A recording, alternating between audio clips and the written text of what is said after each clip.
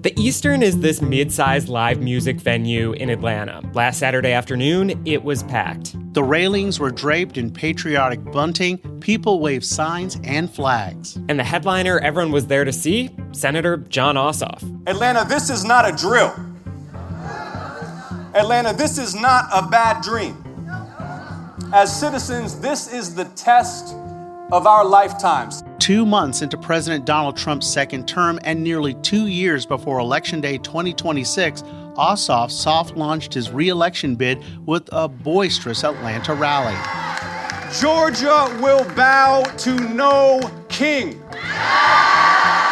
On this week's episode, how Democrats are trying to channel frustrations and fear about Trump's early moves to slash government and punish political enemies. Also, we look at the fallout from the contentious vote on overhauling civil litigation rules. I've been primaried my last 2 years. If it happens, it happens. You know, it's just part of the process. And we dig deeper into a novel strategy some lawmakers hope will force cities and counties to participate in immigration enforcement. Plus, Georgia Congresswoman Marjorie Greene questions the leaders of NPR and PBS. We will be calling for the complete and total defund and dismantling of the Corporation for Public Broadcasting. And we catch up on the latest from the state legislature with 1 week until sine die. I'm WABE Politics reporter Rahul Bali. I'm WABE Politics reporter Sam Gringlas, and this is Plugged In from WABE.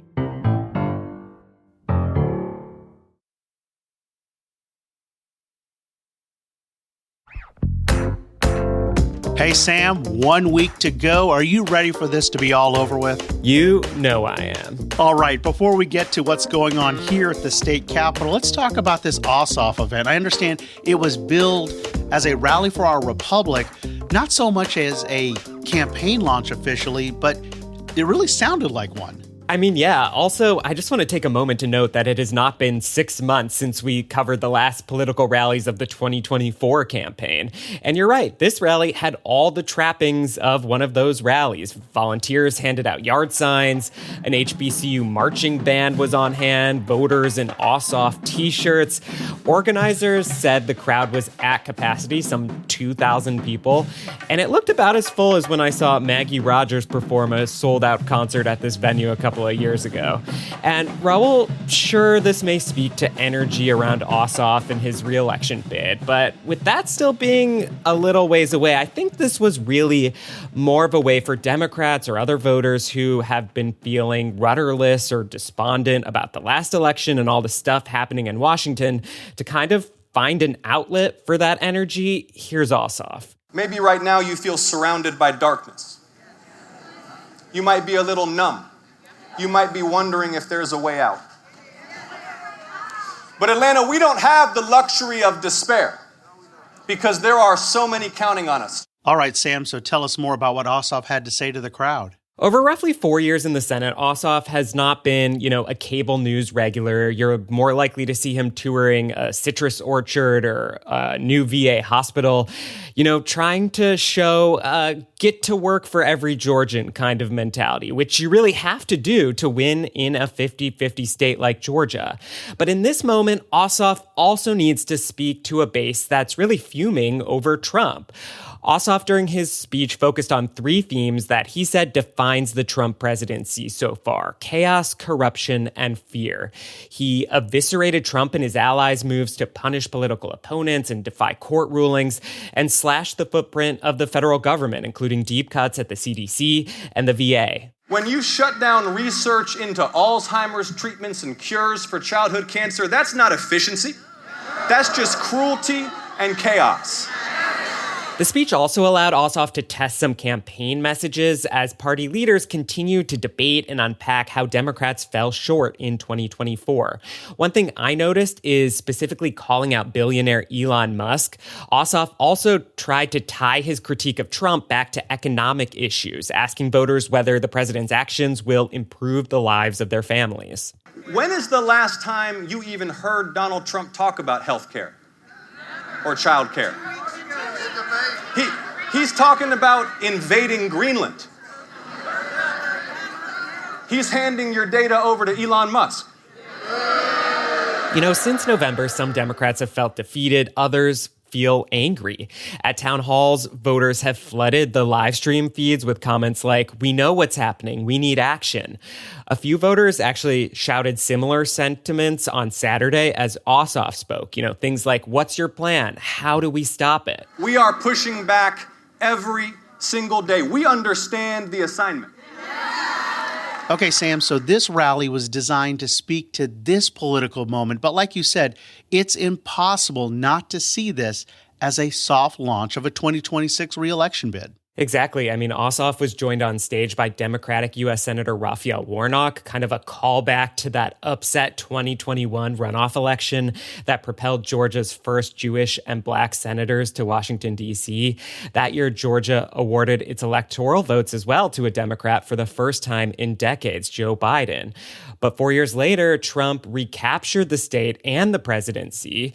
And now in this 2026 Senate race, the GOP field has remained largely paralyzed. That's right, Sam, as term-limited Governor Brian Kemp weighs a Senate run in 2026. Yeah, a top national Republican official told me in February that Kemp had been discussing a possible bid with the chair of the National Republican Senatorial Campaign, and that other top Georgia Republicans have expressed interest in running, but have indicated that they would not enter the race unless Kemp takes a pass.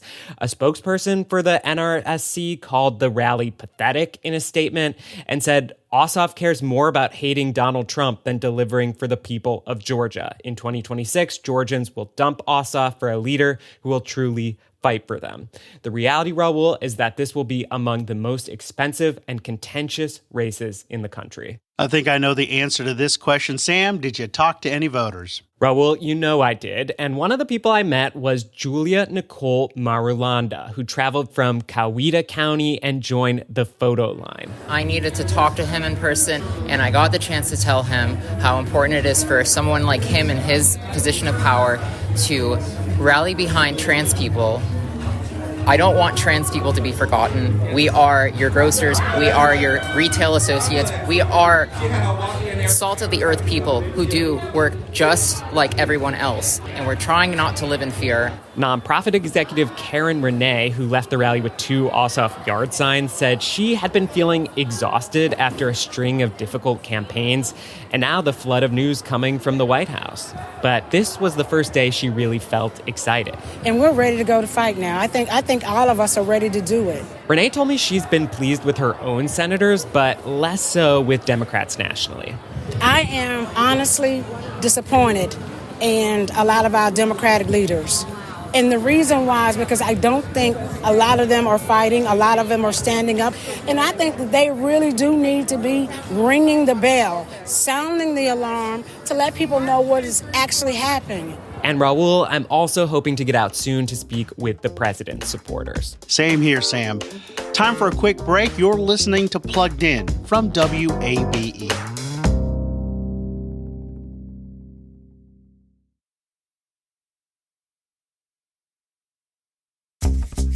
Welcome back to Plugged In from WABE. So, Sam, we've been talking about Governor Brian Kemp weighing a potential run for U.S. Senate. And as the 2025 General Assembly is coming to a close, he got a huge victory with the narrow passage of his effort to overhaul civil litigation rules. And that vote definitely left some damage in its wake. Yeah, and much of it has been focused on the 11 House lawmakers who broke with their party, 8 Republicans who voted against the overhaul, and 3 Democrats who voted for it. The spotlight on those 3 Democrats is especially intense because SB 68 passed with 91 votes. That was the exact number that it needed. So let's start with Representative Mac Jackson, one of those 3 Democrats who voted yes.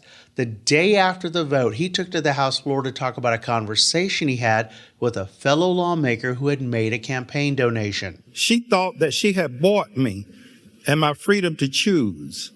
I gave her money back because I don't want anyone to think that they own me and can talk down to me as if I'm a child. And Sam, let me take you back to 2019 when Jackson was the only Democrat to vote for Georgia's current 6-week abortion ban. Sam, I remember covering a press conference of Democrats saying that they would sink him. In 2020, Jackson destroyed his primary opponent with 75% of the vote. And look, Jackson represents one of the handful of 50-50 districts in Georgia. He won re-election last year by 48 votes. And Rahul, there's also been backlash for some Republicans, too. That's right, Sam. Before I take you back to the House floor, I wanted to share my conversation with Republican State Representative Ann Smith. The day after he voted against Senate Bill 68, he lost his job as president and CEO of the Harris County Chamber of Commerce. They said I just wasn't actually representing the chamber in the direction the chamber needed to be going, and so therefore they wanted to part ways. And here's what he had to say when I asked if he thought he was fired in retribution for his no vote on Senate Bill 68. Oh, I can't. That's other people have to make that call. I guess I'm still a little bit shocked, and it hurt. That's my home county. I actually helped form that chamber in 1990. Now, Sam, let me take you to the House floor as Smith addressed the chamber. If you get the chance, read Jeremiah 29:11. For I know the plans I have for you, declares the Lord. Plans to prosper you and not to harm you, and plans to give you a hope and future. Yes. Thank you. I love y'all, every one of you. Thank you very much, Mr. Speaker. That's all. Sam, as you hear him crying there, he's quickly surrounded by Democratic and Republican lawmakers. One of those people who came up to support Smith was Representative James Burchett, who carried Senate Bill 68 in the House and was involved in the effort to whip up votes. He put out a statement that afternoon, quote, "Being canceled is not something that this House ascribes to, and that there's no place for that in Georgia government." Okay, but what about the threat of lawmakers who crossed their parties facing primary challenges? Sam, that's absolutely one of the possible concerns for Republicans who did not back Senate Bill 68, getting a primary challenge from a candidate backed by Governor Kemp. I asked Republican State Representative Jordan Ridley about that. I've been primaried my last 2 years. If it happens, it happens. It's just part of the process, and we have to vote our conscience and do what's right, and God handles the rest of it. I followed up with whether it was different because the possible challenger would be backed by Kemp. Well, we'll see what he does. We're looking at 26 and looking forward, and hopefully we can just keep our eyes on the future and not in the past. Representative Tyler Paul Smith also voted no. He told me about the conversation he had with the governor. I respect him for even wanting to talk to me about it, but, it was very cordial. Nothing terrible about it, so... Smith said the conversation was focused on policy, and Kemp didn't say anything about a potential primary challenge. And Representative Stacey Evans, who led Democratic opposition to this legislation, said the three Democrats who broke with their party should have to answer to their voters. One of those Democrats, Michelle Au, an anesthesiologist, put out a statement explaining her vote. She called it by no means a perfect bill, but said on balance it was worth supporting. Quote, "I do not take any vote lightly, and this one particularly weighed heavily on me," she wrote. "Reasonable people can disagree and still work toward common goals." So, Sam, I want to turn to another topic and a theme that I've been seeing in some bills this session that I've found really interesting. It's about using the threat of taking away what's called sovereign immunity or governmental immunity or official immunity to compel actions from cities and counties. Yeah, explain what this is and how lawmakers are trying to use it. So, Sam, the best way for me to explain it is through an example, Senate Bill 21. This is a Republican-backed bill that would take away those legal protections from local governments, agencies, departments, and their employees from being sued if they do not follow state immigration laws. For example, enforcing immigration detainer notices.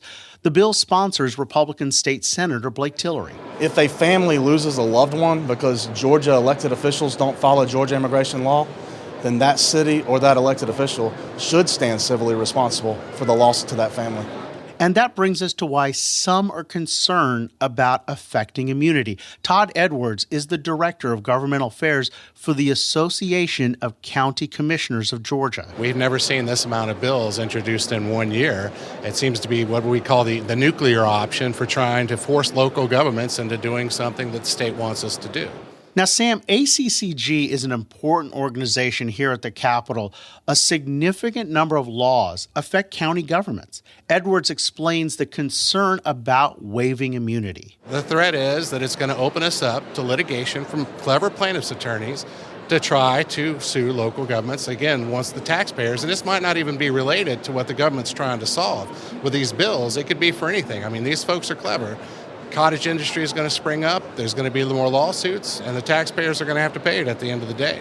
Edwards adds that county governments would be on the hook even for actions they didn't take. For example, actions taken by a county sheriff. They're independently elected, not directly controlled by the county. One final thing, even if governments are not sued, they could still be affected because of the threat of losing immunity. For example, their insurance rates. At the same time, they're focused on tort reform to try to keep away from frivolous lawsuits. They're opening up county governments to these lawsuits through waiving the sovereign immunity. So, Rahul, would this apply to school districts too? That's definitely a concern. During a hearing this week, Sam, a representative with the Georgia School Boards Association raised their concerns about frivolous lawsuits. They also brought up having to ask students about their immigration status. Republican State Representative Jesse Petrie had this to say in response to that. This measure would not affect any jurisdiction, any school district, any county, any municipality, unless they have and support sanctuary policies. That means you're literally refusing to work with ICE. Senate Bill 21 passed that House committee this week and is now on track for a vote in the House. Before we move on from the Capitol, Rahul, let's do just a quick situational awareness check. That's right, Sam. As we mentioned earlier, 1 week left to go here at the state capitol in the 2025 General Assembly. And I noticed we're seeing a lot of controversial topics just crop up and bills just popping up here at the very last minute. Right, and there's no guarantee that any of these will pass, but last-minute committee hearings to totally ban abortion, make sweeping changes to Georgia election law that were inserted into a non-controversial bill literally this week. An effort to restrict puberty blockers for kids experiencing gender dysphoria is again on the move after a compromise that would not ban them completely. Some of these are likely not going anywhere, like the abortion bill, but others could. That's right, Sam. You know, one of those bills that's moving again is the Religious Freedom Restoration Act that opponents say could allow for discrimination. Supporters say protects religious rights. Next week, we'll dig into where these stand in more detail. You can keep track of all the bills that we're following here at WABE with our bill tracker. You can find that at wabe.org/2025 bill tracker. All right, let's talk about a big promotion for a Republican state lawmaker who has been one of President Trump's most vocal supporters. The White House has announced that Trump wants Republican State Senator Brandon Beach to be the next treasurer of the United States. That's right, Sam. You know, Beach tells me that he got the call from the president on Monday. Well, it was just a great phone call. I mean, he just called and said, look, I'm looking forward to you serving in my administration. So, Sam, the duties of the treasurer include overseeing the U.S. Mint, the Bureau of Engraving and Printing, Fort Knox, and also he's a key liaison with the Federal Reserve. Also, Sam, interesting, the treasurer's name appears on the lower left side of circulating paper money. Beach has been a leading supporter of President Trump. Yeah, one of his last acts in the legislature was helping advance a bill he sponsored that would have taxpayers pay the legal fees of defendants in cases where the district attorney is disqualified. And if that sounds familiar, this would allow for Trump and his co-defendants to potentially have their legal fees paid for by Fulton County taxpayers. Now, Sam, Beach tells me he intends on resigning from the General Assembly the day before he's sworn in. So as soon as I can clear the security clearances and get all the paperwork done, I should be gone in 3 to 4 weeks, hopefully May 1st at the latest. And of course, Sam, that means there's going to be a special election for that heavily Republican seat in the northern metro Atlanta area. Okay, before we go, I want to zip up from Atlanta to Washington, where Republican Congresswoman Marjorie Greene and other lawmakers grilled the chief executives of NPR and PBS. That's right. Greene is chairing this subcommittee on government and efficiency, and this hearing was billed as anti-American airwaves, holding the heads of NPR and PBS accountable. Greene and other Republicans accused NPR and PBS of spreading radical anti-American propaganda and said they should not receive any federal funding. We will be calling for the complete and total defund and dismantling of the Corporation for Public Broadcasting. CPB is a private nonprofit created by Congress in 1967 and signed into law by President Lyndon Baines Johnson. CPB got $535 million in federal funds this year. CPB funds account for about 3% of NPR's budget, 15% of PBS's, and 10% of WABE's.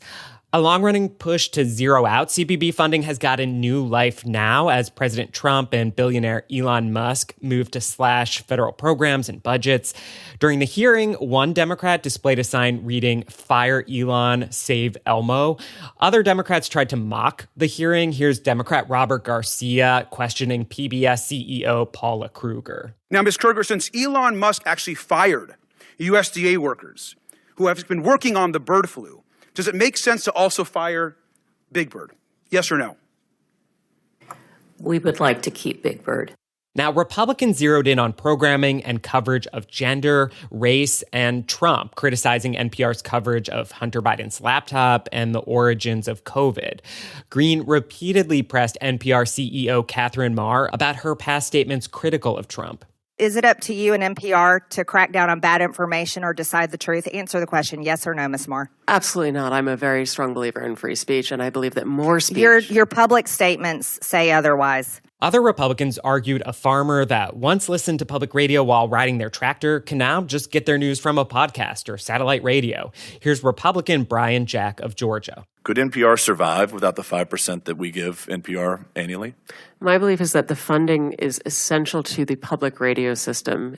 If federal funding for our network goes away, it means that people in rural parts of America, places where they can't afford to make private donations to support their local journalism, those will be harmed. But, sir, if I may, the additional harm is that Americans in places that are affluent or do have many media choices will not be able to hear from their fellow Americans that are often underheard. Greene also raised an investigation of PBS and NPR opened by the Trump-appointed FCC chair, telling NPR and PBS leaders that violations can carry up to a year in prison. So that's it for this edition of Plugged In from WABE.